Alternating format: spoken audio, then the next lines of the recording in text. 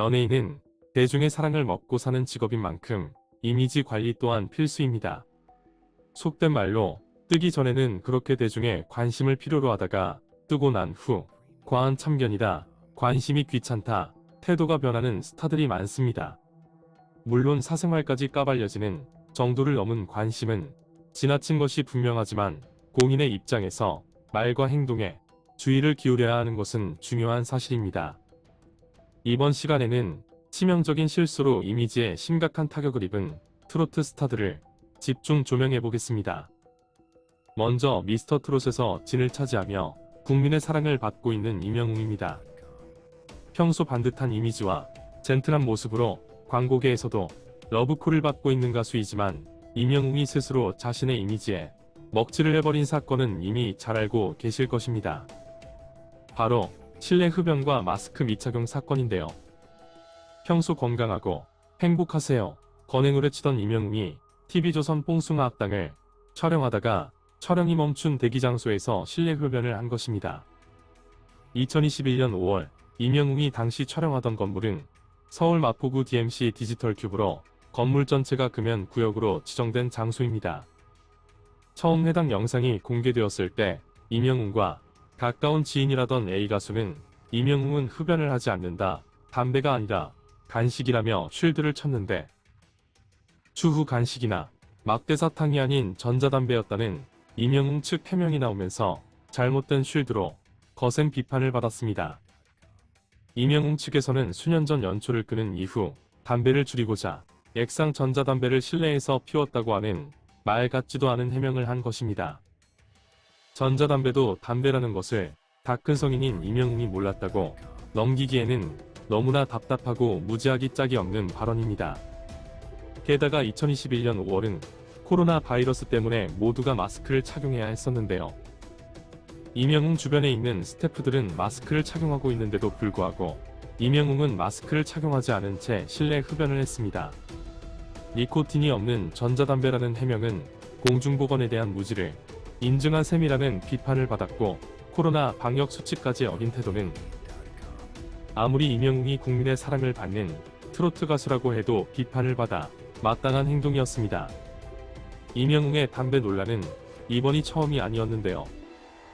미성년자인 정동원이 함께 있는 장소에서도 고개를 숙이고 담배 연기를 뿜으며 침까지 뱉은 영상이 있어 도대체가 개념을 어디에 두고 있는지 미성년자가 옆에 있는데 실내에서 흡연을 하는 것을 어디까지 이해해야 하는지 도무지 너그럽게 받아들이기에는 여러 번 겹친 실수가 치명타를 낳았습니다.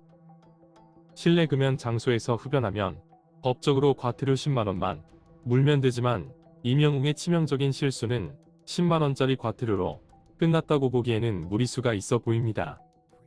건강하고 행복하게 미성년자 옆에서 실내 흡연을 하겠다는 것인지 평소 외치던 건행과 굉장히 상반된 행동을 하였기 때문입니다.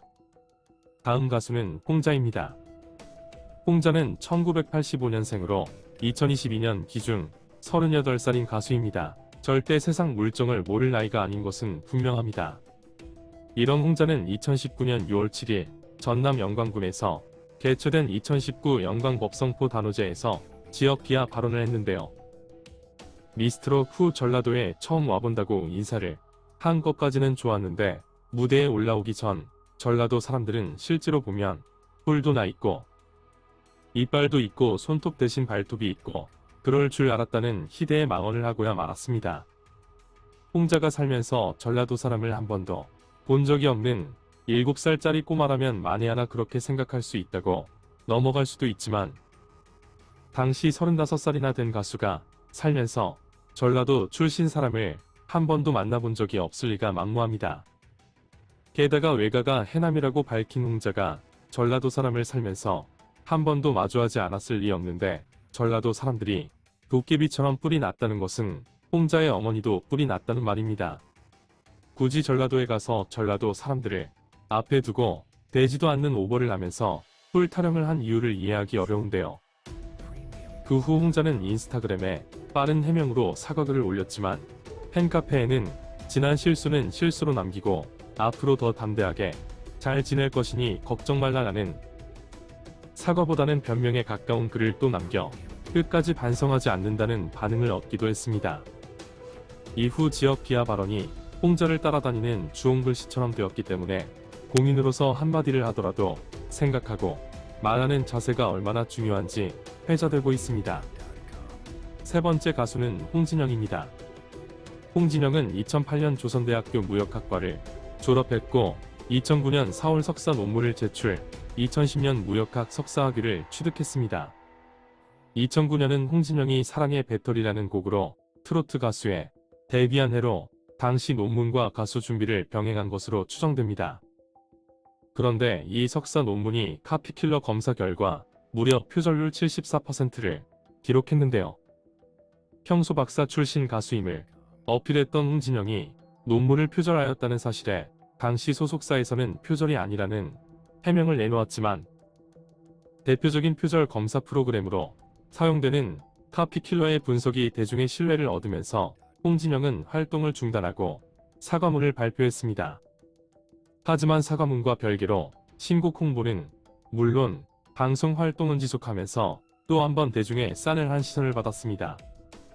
2013년 MBC 예능 라디오스타에 나와서 홍진영은 나는 무역학 박사다. 진짜 논문도 다 제출했고 돈 주고 박사 땄냐는 말이 많지만 요즘 세상이 어떤 세상인데 라며 억울함을 토로했기 때문에 요즘 세상이 어떤 세상인데 표절을 하나 큰 비난을 받고 있습니다.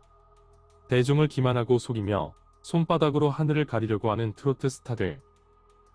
열심히 하는 가수들이 있기에 어느 정도 성공한 입지에 올랐다면 더욱 언행에 조심하고 공인으로서 책임감 있는 모습을 보여주면 좋겠습니다. 사람이기에 실수를 할 수 있다고 이해하기에는 수차례 거짓과 잘못된 행동을 보여 반성이 반성으로 보이지 않는 모습은 언젠가 본인에게 화로 돌아올 것이 분명합니다. 팬이라고 해서 무조건 쉴드만 칠 게 아니라 잘못된 행동에는 비판을 하는 것도 성숙한 팬의 자세입니다. 이상 고춤없고 맨맨통신 치명적인 오점을 남긴 트로트 스타들 편 마칩니다.